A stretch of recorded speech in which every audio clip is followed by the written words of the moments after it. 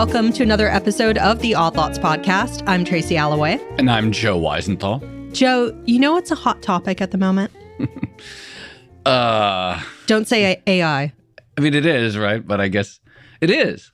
Yeah, okay. AI. We're not talking about AI. We're talking about another hot button topic, which is corporate profits. Yes. But it might kind of be related. Valuations, Sure. Stocks booming, profits booming, etc. Like there might be some connection. Right. Okay. That is fair.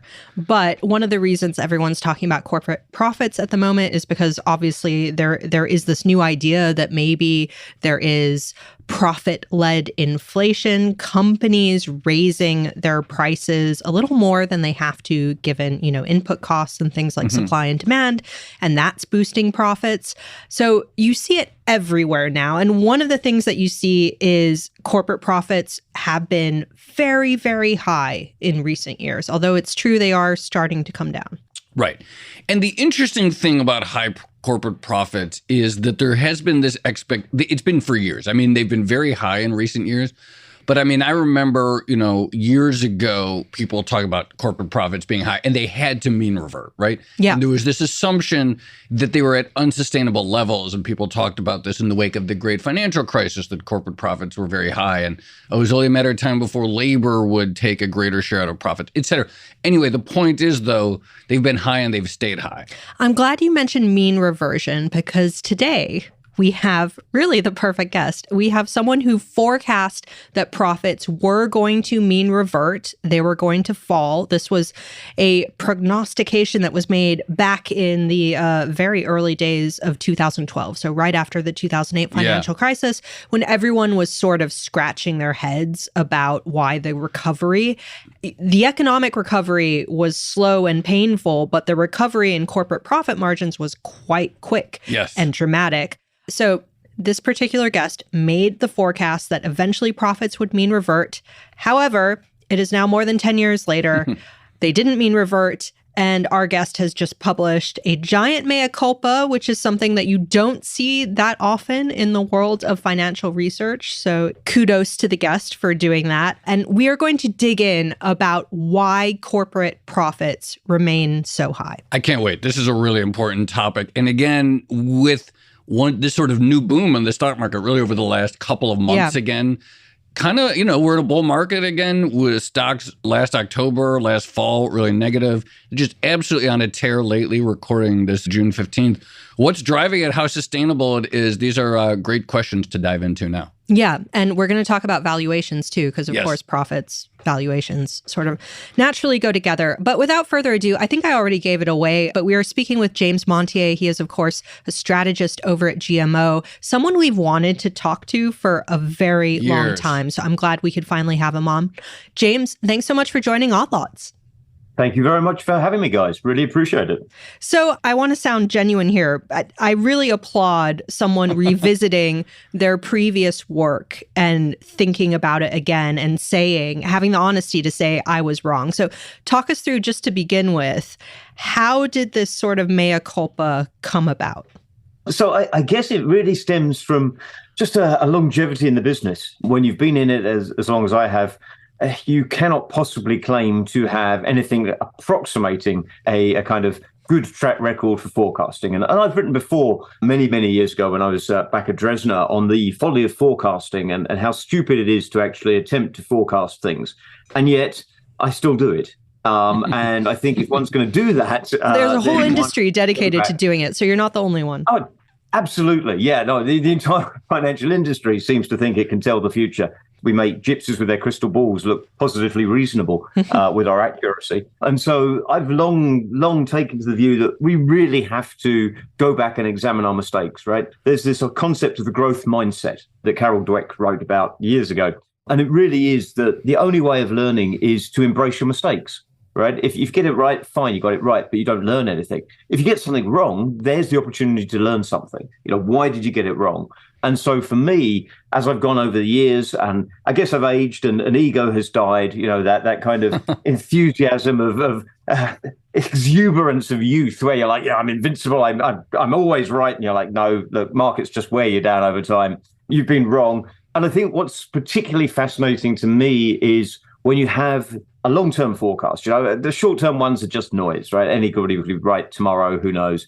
But the long-term views where you talked about mean reversion in your intro, and mean reversion doesn't happen. That really gets interesting to me. And I've always kind of taken those examples of where I've been wrong 10 years after the fact and say, okay, what on earth did I miss? Because for me, it's all about learning. How do I improve? I'm 52 years old this year, and I'm still stupid enough to think that I can learn and maybe get better. I probably won't get better, but at least I can learn. So why don't we go back to start? Why don't we go back 10 years or a little more, I guess, to your call in 2012? And at the time, there's a chart in your newest white paper that's useful.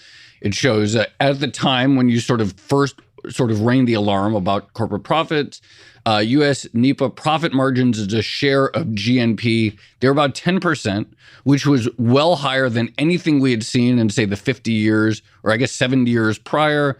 They're sort of gotten as high as 9%, but they had gotten really high at that point. So why don't we start there? Talk about the conditions that had gotten us in 2012 to an extraordinary high level of corporate profit margins. Sure. So the framework I tend to use to understand these things is something called the Kalecki Equation. Which many Odd Lots listeners, we did a full episode on Kalecki and Kalecki tribute. Yeah, so this is home turf for Odd Lots listeners. But yes, keep going. Exactly. Yeah, good old Jan did all the hard work for me. And I was fortunate enough when I was at university all those years ago to have someone who actually taught this stuff, and arrogant enough at the time to ignore it. Back then, I was a full believer in rational expectations, and I was a mathematical economist, and the beauty of rational expectations was really awesome to me. And then I realized as I began my career in finance that actually that was just a terrible, terrible framework for thinking. And I fell back on these tools that I'd been taught that I'd kind of thrown out when I was being taught them. In fact, I saw my old lecturer a good few years ago, sadly at a funeral, and I had to apologize to him for my extreme arrogance when I was a student and tell him that the stuff he'd actually taught me was the only stuff I actually used these days. And I used this equation to kind of frame the world and try and understand profits. And it comes down to this view that profits can really be decomposed from a macro point of view. And the beauty of a macro framework is it imposes conditions that tend to get missed when you're dealing with kind of micro topics. So often you'll hear people say, now profit margins are high because they crushed their suppliers. Well, the problem is from an aggregate point of view, that doesn't make any sense. Right? It might be true for that one individual company, but it can't be true in aggregate because the suppliers have profits too. Also companies, right? Yeah, exactly. They get their inputs. So everybody's output is somebody else's input kind of thing, right? So you can't get higher profits by squishing your suppliers because they just end up with lower profits. So when you take a macro lens, it gives you a kind of framework that is coherent and consistent. And that's a really powerful start. So the Kalecki equation says, hey, look, there's a few drivers of profits. There's net investment. If you go out and you buy stuff that's going to add to productive capacity, that's going to be good for profits. It makes sense. As a corporate, you're investing in your future, but you are providing profits to somebody else. Again, we get that kind of no firm can bootstrap itself out of that situation, but it does in aggregate create profits. Dividends are another source of profits. Now, it sounds weird because we always think about dividends being paid out of profits, but dividends, of course, are an income flow to a household somewhere. And ultimately, they are therefore a form of spending or potential spending. Then you get the kind of negatives that drag on profits. So if households choose to save, that's obviously a drag. Not spending all of their income, they're saving, that's going to drag profits down. If governments are saving, and that turns out to be kind of the opposite of what governments do. But if governments were saving, that too would be a drag. And if the foreign sector is saving, that too drags down profits. And so when I was looking back in 2012, we had pretty big fiscal deficits. Investment had fallen dramatically, and effectively the government deficits had expanded to fill some of that gap. And I foolishly made the forecast that it was really the government deficits that were going to have to come down. And that was going to be the macro driver of the profit margin mean reversion that we kind of all expected. So just on that note, why did you think that government spending would come down? Because nowadays, I mean, we've had, successive years of the U.S. deficit getting bigger and bigger and bigger, and it's almost taken for granted at this point that it's just going to keep growing. But why did you think that spending would actually reduce back in 2012? So I think it was a product of two things. So I was standing there in 2012 looking at the fiscal deficit, and we're, post GFC. And during the GFC, of course, the fiscal deficit exploded to levels that frankly, we hadn't ever seen before, which are now dwarfed by what we experienced in COVID. But back then were really exceptional.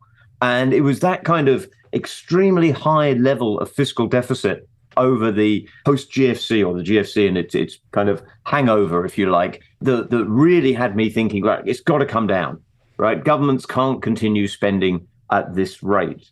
And that was undoubtedly the thing I got wrong, because I'd simply never seen, at least in the US, fiscal deficits of such magnitude for such a period of time. I should, of course, have learned from my experiences with regard to Japan, where they'd already been running very large fiscal deficits. But at that time, I hadn't really figured out the kind of secular stagnation and the kind of, is the US turning Japanese, was going to be the road path. It took me a little bit longer. I began to write about that towards the end of 2012, actually. I began to figure out that actually that was probably a more likely template. I should have actually listened to my old colleague, Albert Edwards from SocGen and Dresden. He'd been telling me this for years. The US was turning Japanese, and I was like, "Yeah, whatever." It's a great line, and it's the song by the Vapors. It's all cool, but I kind of just ignored him, and I really shouldn't have done, because it turns out he was spot on.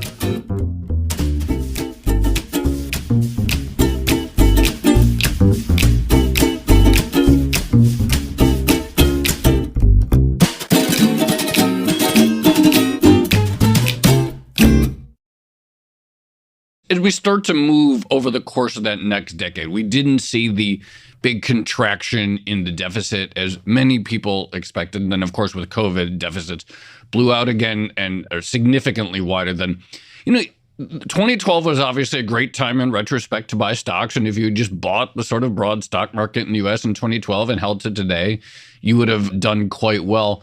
If we decompose the returns over that last 10 or 11 years, how much can we attribute to corporate profitability from those years to those stock returns? So it's a really good way of framing it, and I think the way I tend to look at it, I don't have the decomp right to hand. I have done it before, actually looking at the kind of drivers. But what I found is by far and away the most important factor turned out to be valuation rather than profits. Profits were good, they stayed high, but they did come down compared to the kind of absolute peak that we reached in 2012. So profit margins and that kind of new levels of corporate profitability, although they didn't mean revert, they didn't continue to go up. And therefore, the key driver of the performance that we've witnessed has actually been valuation.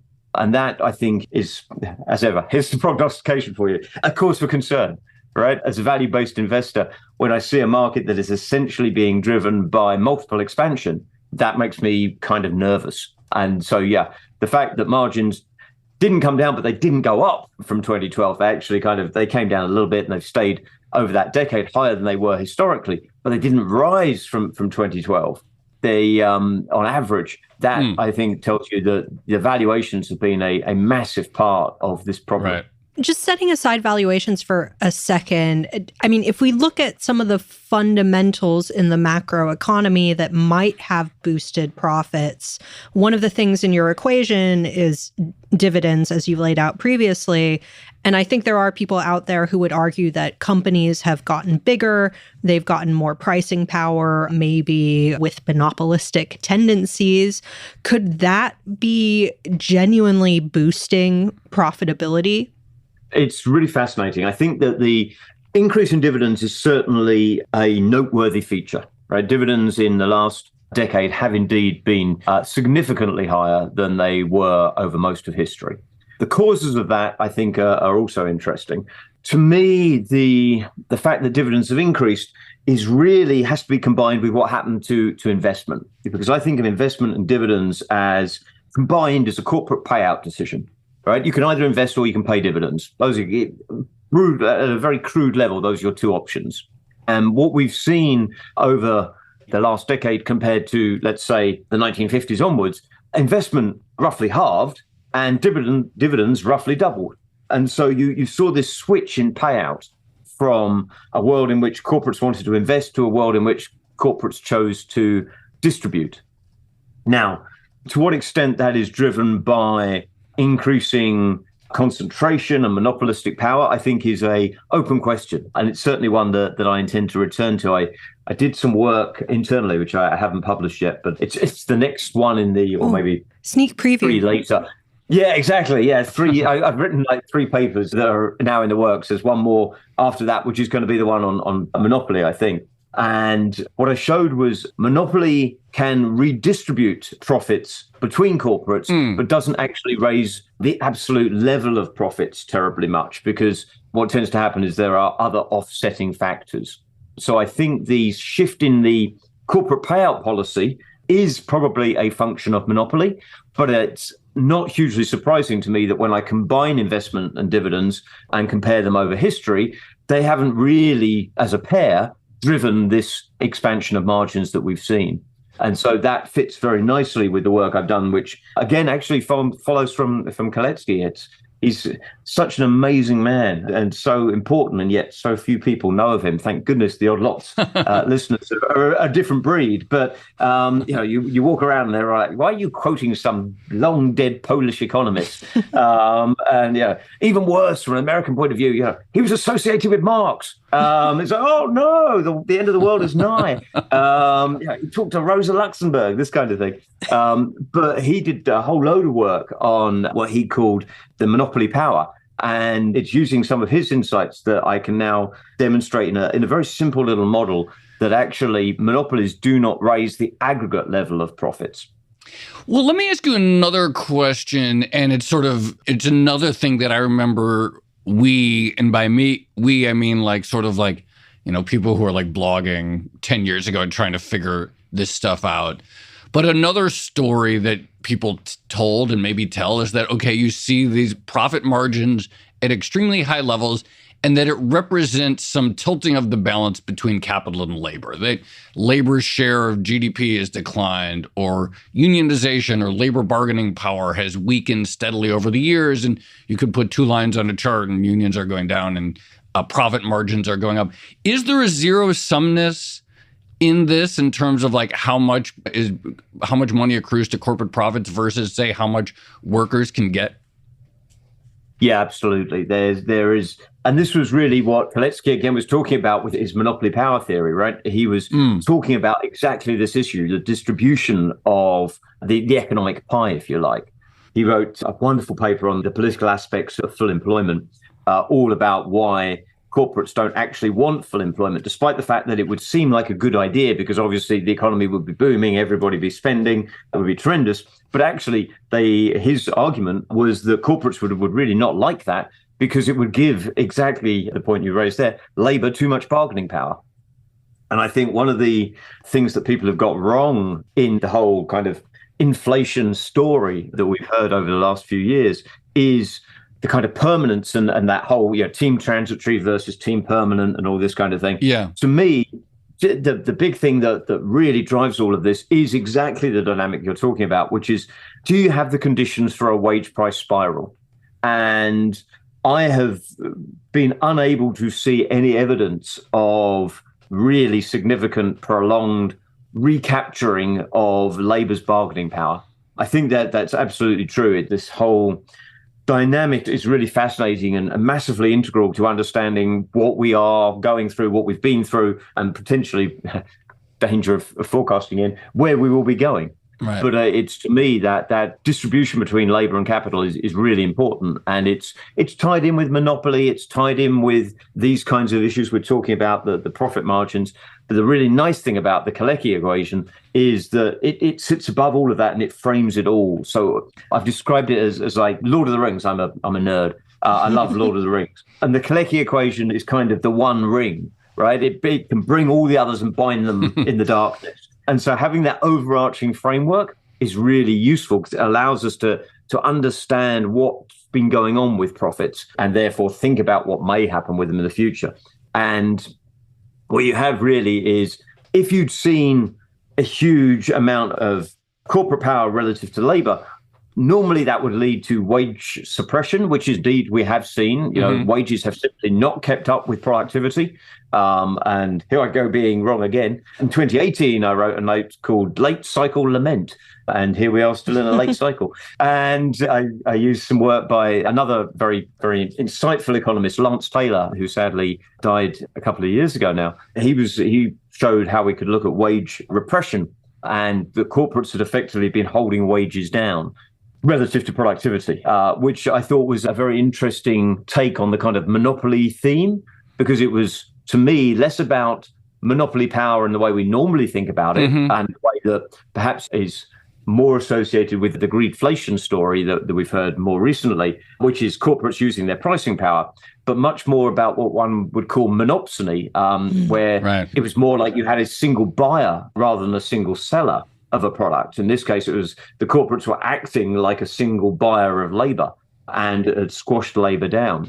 Now, it doesn't actually explain why over the last decade we've had high profit margins, because had they been squishing labor down, I would have expected household savings to have to decline. But by freak of accident, in the sample that I looked at, it turned out that household savings have been exactly the same. Now, some of that is driven by COVID, because obviously there was a huge spike in household savings during COVID. Right. But some of it is not quite adequately represented by the average, the floor of averages, if you like. But in between these two samples, at least the 1950s to 2012 and then 2012 and afterwards, we know that household savings haven't been the big engine, albeit by happenstance. I don't think, I wouldn't draw any conclusion by their equality in those two samples. I think they've been driven by some pretty unusual things, but we know they're not the cause of the big surge in margins that we saw. Yeah. I remember monopsony was like a big topic at, I think it was the 2018 Jackson Hole, and Kalecki to some extent as well. Okay. So it makes me kind of wonder whether they're going to talk about profit-led inflation this year. But anyway, setting aside Kalecki and monopolies, which we've been talking a lot about, can we talk a little bit more about just big government spending? Because of course, there was another very famous economist who talked about the potential for this sort of big government moment. Are we there?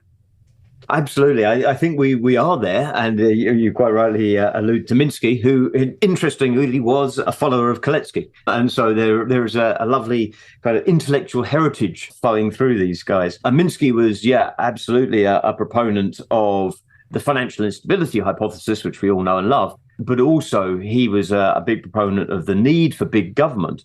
And he framed big government as really a more like a job guarantee scheme, which is not what we've seen. But we have, as far as at least the data suggests, had an era where government spending has been considerably higher than anything we've seen before. And so, I think Minsky wrote a book called Can It Happen Again? And he was referring to the Great Depression. And that book is really all about making sure it doesn't happen again.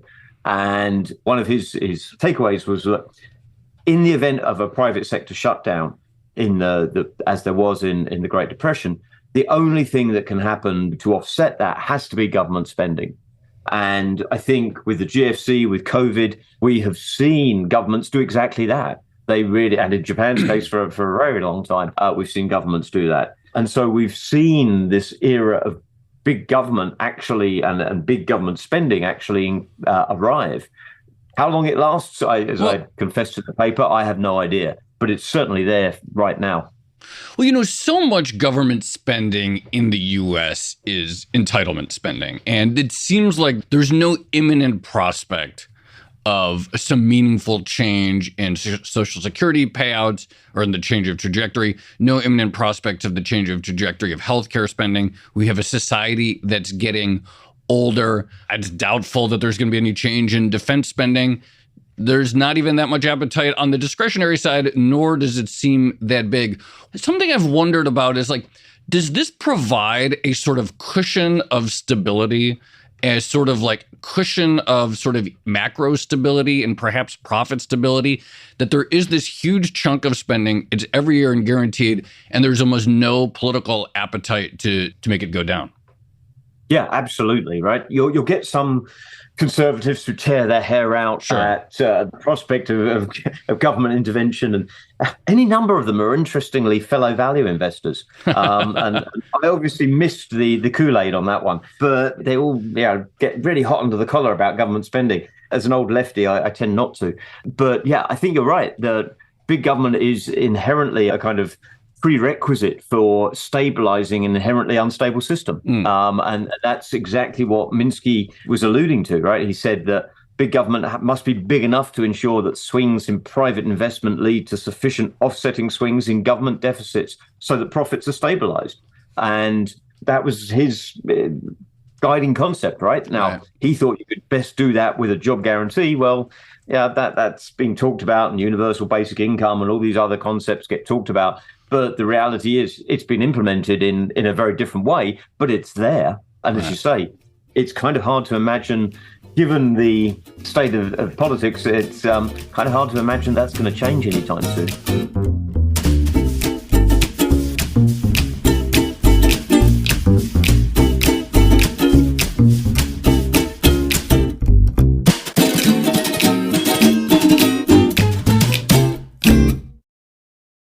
You mentioned value investing just there. And of course, we would be very remiss if we didn't ask you about what's going on there, because we've seen these headlines for a while now, the death of value investing, the idea that everything nowadays seems to be fueled by momentum. I wrote a story just recently about how all the most terrible stocks and assets, all the things that people were saying were overvalued for a long time, stuff like Tesla, Netflix, some long duration bonds, those are all surging once again. Is there any value to be found in value investing nowadays? I really hope so. If there isn't, then I better retire and GMO along with me. I think there is, because we know that the markets, Howard Marks always puts it really well, right? That the markets swing on pendulums from euphoria to despair and back again.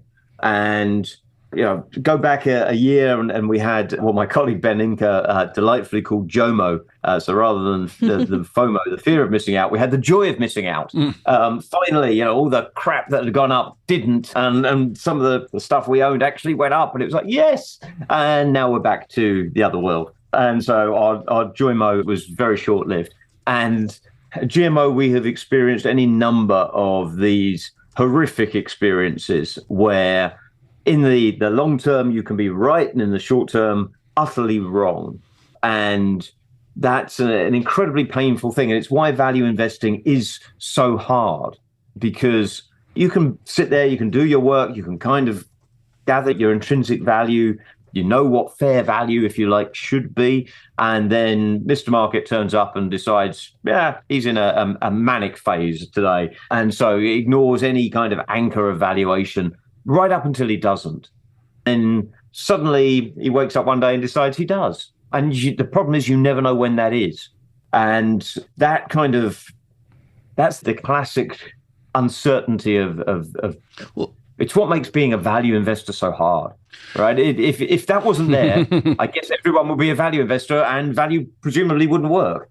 But because there is this collective madness of crowds experience. Joe, you mentioned AI right at the start. Will that be the next bubble? God only knows, right? It's got all the hallmarks of it. It's a technological innovation that gets everybody excited. Historically, that's kind of classic bubble breeding territory. It could be. Sorry, go ahead. Well, no, just to play devil's advocate for a second. I mean, obviously the 2010s were this extraordinary decade for big tech. And maybe big tech is rallying again lately, but this handful of big tech. But the other thing about that decade is it's not just that those stocks did well, those companies did really well. And Amazon and Google and all these names were far more profitable in 2019 than I think people in 2012 would have guessed about where they'd be in 2019. I mean, they really did do extraordinarily well from like a business and profit standpoint. So, I mean, setting aside, valuations and multiples, the companies did do really well and captured a huge share of that overall corporate profits. And so, right? Absolutely. I mean, and so like there's something. So like I don't know when you look now at once again people piling back into these names and QQQ not really that far off from its high. Like, is there some reason why that can't be sustainable? And I guess it's like if we already sort of stipulate too that this sort of one source of profits, which is government deficits, does not seem to be going away. Like, what changes this current environment? Yeah, I think the thing with those kind of companies is, if we go back to that kind of beauty of the macro framework, they succeeded by eating everybody else's lunch. Yeah. Right? They turned from, I guess, the weedy little kid to the huge jock who was wandering around thumping the weedy kid and saying, I'm going to have your lunch money and your dinner money and your breakfast money as well. And that's how they won, right? They did exceptionally well and far better than I think, you're right, pretty much anyone would have said. The problem is, I think that at some point you run out of people to bully, and you run out. The playground empties. Everybody graduates, and what happens then? Well, your jock bully is suddenly not quite so comfortable anymore. Right. And when you then put a kind of continued growth multiple on those kinds of guys, that gets hard. It's not hard to grow fast when you're really small. It's really hard to grow fast when you're really big. And that's, I think, always the challenge. It's that kind of growth, they call them growth torpedoes, right? Where people's expectations are so extreme. And the pricing of some of those stocks, not all of them by any means, but some of them is really extreme in terms of their implied growth for the future. You kind of have to scratch your head and go, where the hell is that coming from? How much more advertising can Alphabet really take over? How many more businesses can Amazon completely disrupt? And maybe they will, right? There will be winners. And maybe those guys are the ones that will win. But the market is pricing it as if that is an absolute certainty. And that always kind of, anytime anyone's ever sure about anything, I tend to kind of get a little nervous because I'm not even sure I exist, let alone anything else. For all I know, I could be a brain in a jar, in which case I clearly lack imagination. This is getting very existential. Yeah, right. And it is possible, right? And that to me is that absolute certainty is concerned. I think it was Voltaire who said, "To live in doubt is unpleasant. To live in certainty is absurd." And that's always been my byline, right? So we've been very focused on the U.S. market and the idea of American stocks being priced to perfection. But of course, America is not the only market out there. And I was reading just before we came on, actually, Joe, did you know this? More than half of Japanese companies trade below book value. Have you heard that? I didn't know. I knew that like Japanese stocks, I think they've been doing well, but I didn't know that. Yeah, so they were undervalued for a long time. And then this year, there suddenly seems to be renewed interest. But James, to your point about value investing, is the implication here that maybe investors should be looking to non-US markets? Yeah, absolutely. I think there's a couple of things people can do. Within the US, if you've got to be in the US, there is some stuff that's cheap, right? The really deep value, the stuff that nobody wants to own, does actually look really compellingly cheap to us. But outside of the US, I think you can do so much better. I mean, if you look at, funny you should mention Japan, you're absolutely right, about half the stocks below book. But so here's another plug. Not the next note, but the note after that is on Japan and its profitability. Oh, good.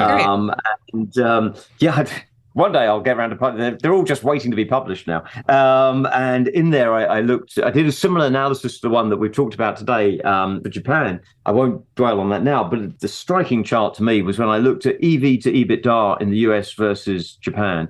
So in the US, you've got the US market trading on nearly 14 times EBIT to EBITDA.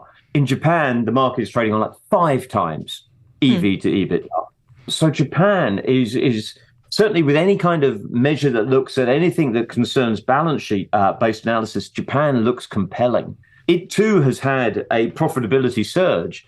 Now, not to the same levels as the US, but it has had this ongoing profitability surge. But I think, interestingly, in Japan's case, it actually looks kind of very sustainable because it has a lot to do with deleveraging and therefore kind of more cash flow flowing through to the bottom line. You've basically had this long battle between the holders of debt and the holders of equity, and the holders of debt have been taking a lot of Japan's cash flow. Now that Japan has delevered, which has been going on since the early 1990s, you've now got a situation where that cash flow is flowing through to the bottom line, and Japan therefore looks like it is a market where we have kind of increased profitability and low valuations. What's not to like there? And if you're a really brave value investor, go play an EM. I mean, nobody in their right mind wants to talk about EM. And we know that social pain, the pain of being excluded, being ostracized and ridiculed, is felt in the brain in the same parts as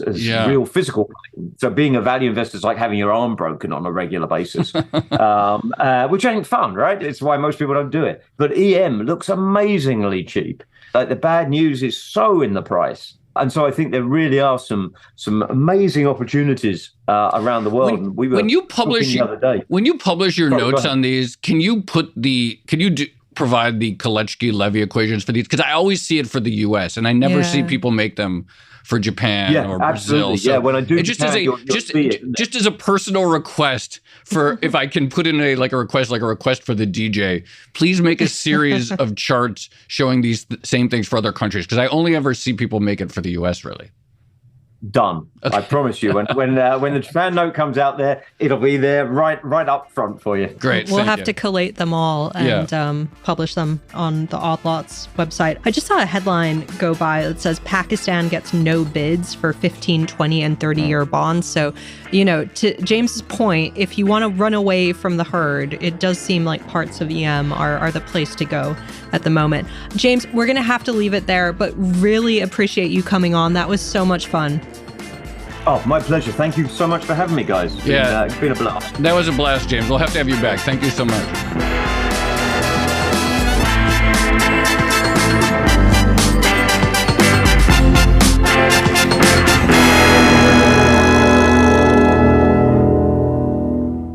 Joe, I love having self-described old lefties employed at large asset managers on the show. It's so much fun. They're some of my favorite people to talk to as well. That was really good. I mean, I really enjoy it. I think we've both been reading James's stuff for several years, and hearing him sort of put together his way of thinking, some of the mistakes he's got, the opportunities now just look really good. The introspection, I think, is really important, because you do see people make these big calls and kind of gloss over mistakes they've made in the past. And really, it's not about, schadenfreude or pointing fingers at people who got stuff wrong. It's about trying to understand the way we were thinking of things in 2012 and what happened differently to make those theses not applicable. I do think that almost everyone in every dimension assumes some level of mean reversion, right? From everything, right? Tech versus value, deficits, labor versus capital, et cetera. So you see something at the high end of some range of a chart. You make some chart on Bloomberg, or you make some chart on Fred, and the number is at the top. And you say, okay, it's going to go down. And so looking back, it's well, why didn't it go down? Why did it go up even further is really interesting. And it sort of, as he puts it, it sort of makes you humble about your guess for the next 10 years or whatever. Yeah. Well, also James's point about maybe we are in the era of big government spending. I mean, that's a big point to make. But beyond that, the idea that might not necessarily be good for shareholder returns is really counterintuitive to the way a lot of people think about it. Because one of the big criticisms of government spending is you're just, inflating corporate profit margins. And this is why there are some investors out there who like to talk about, big infrastructure programs and things like that. But James made the point that might not actually lead to a good return. Right. I like the knock on other value investors. And this is don't you know where our profits are coming from? Don't you know what drives corporate profitability? And that was great stuff. All right. Shall we leave it there? Let's leave it there. This has been another episode of the Odd Lots podcast. I'm Tracy Alloway. You can follow me on Twitter at Tracy Alloway. And I'm Joe Weisenthal. You can follow me on Twitter at The Stalwart. Follow our producers, Carmen Rodriguez at Carmen Arman and Dashiell Bennett at Dashbot. And check out all of our podcasts at Bloomberg under the handle @podcasts. And for more Odd Lots content, go to bloomberg.com/oddlots, where we have transcripts, a blog, and a weekly newsletter. And for more, check out our Discord. It's really fun. People in there chatting about all these topics 24/7. It's a really fun place to hang out. Discord.gg/oddlots. Thanks for listening.